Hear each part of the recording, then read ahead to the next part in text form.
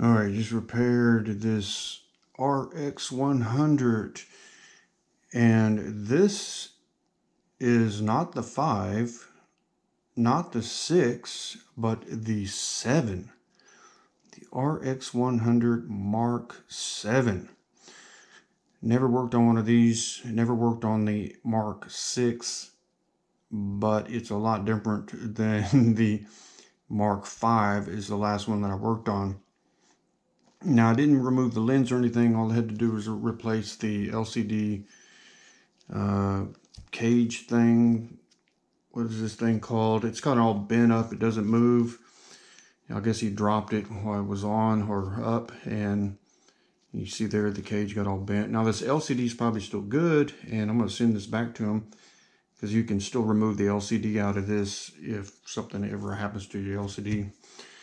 So I just want to note, I did a time lapse, but I didn't really go into a detail of, on that time lapse. Of course, it's just a time lapse, but I can, and that's because I wasn't removing the lens or anything or going any deeper in this camera, but I can tell you the difference from the Mark V in this Mark 7. So the first thing, on the Mark V, when you remove all these screws on the outside, of course, this little plastic cage around here comes off and the LCD stays, and then you can remove the LCD with another screw here and there. This one, the whole thing comes off in one section, and you can see in that time lapse, and then it has a plug, and then it unplugs, and then you can get to the LCD plug. So, and then I noticed on the Mark V, all these screws right here are the same size. All the case screws except for these two in here.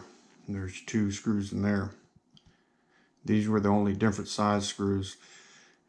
So on this Mark 7, this one, and this one, and this one are the longer. And then these are the shorter screws, 1, 2, 3, 4, 5 here, and these are different size here. So now you got 1, 2, 3, 4 that are different size, and then 1, 2, 3, 4, 5 are different size, and then 1, 2 are different. So you gotta make sure you replace all those. Then once you remove all these screws, you can start lifting up the case, remove these things here, the little USB cover things. And I noticed this thing is a lot tighter up here than even the Mark V was. So I had to get a piece of plastic and just go real slow with it and go across there to get it to unlatch. This latch over here is always tight. It was always tight on the 5, on the 3, and the 4, And it was always a problem. And if you don't get it unlatched when you're trying to pull it up, you'll crack it right here. So you always got to be careful right there. And so, it went together real good. He got a brand new LCD, and let's see, I was testing it. Of course, this lens on this one is a lot different than the 5. So I can't really get that close, show you you zoom in and everything because I'm so close to this other camera. But this one has touchscreen, but I had to look it up to see what kind of touchscreen. It's not really a swiping this way or that way. It can only do certain functions like focus, so you can touch the focus.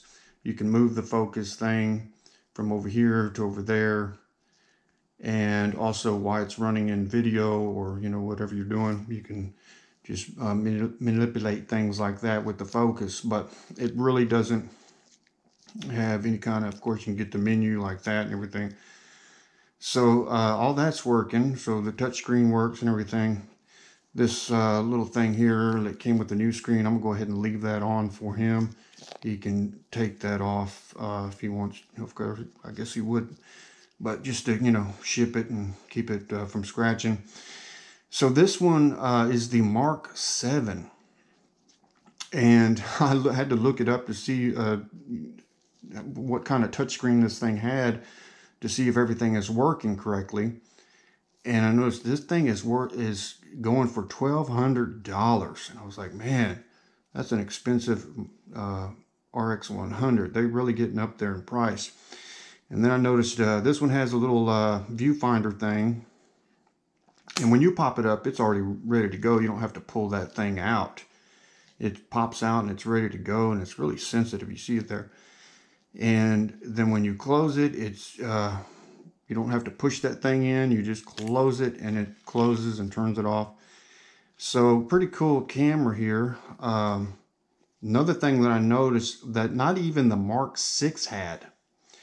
And I never understood why all these camera manufacturers don't have this. But finally, after so many years, this one finally has the mic input.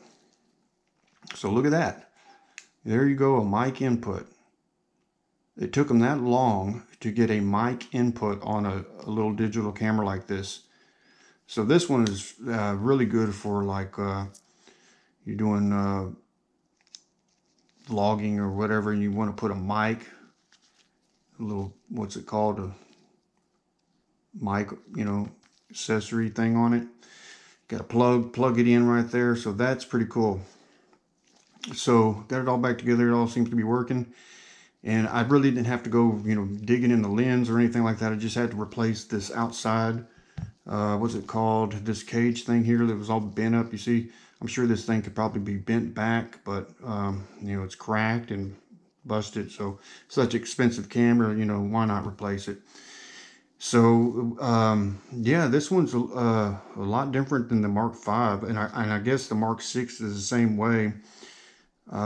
So now that this whole thing comes off, before it was just like a little plastic cover on the Mark V, where this thing would come off and then the LCD would stay. It was just like a, you know, this outside part here was just like a cover, and you would take that off, and then the LCD is still on there, and I think there was a screw over here and a screw over here and a screw under here. You still had to take those off, and then you get to the LCD cable and take it off.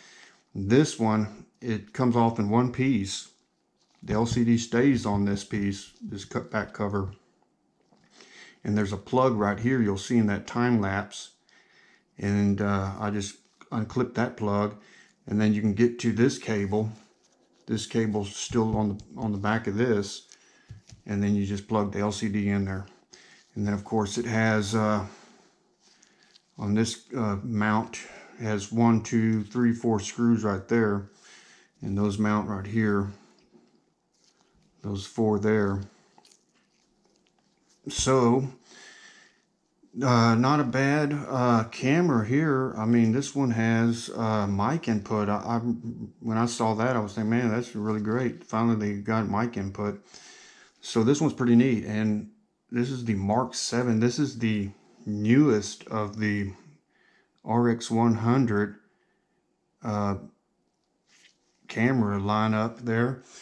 So not bad. I just did a test to it. It all seems to be working. So I'm going to get this thing shipped back to him, and I guess I'm going to mail this back to him too. He can keep that. I'm sure the LCD, you know, it still has all those little magnets and different parts in here.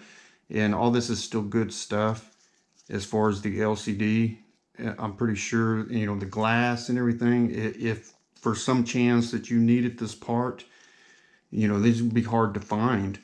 So I'm going to tell him just to hold on to that, keep this part, and if you ever need the LCD, you can take it out of here. So there's that. And so I guess we'll wrap this up here. I've made a little time lapse of the video, just doing the work. So if you want to watch that, you can watch that. So I guess we'll wrap this up here. Pretty neat camera, get it all working, and we'll send it back to the guy now.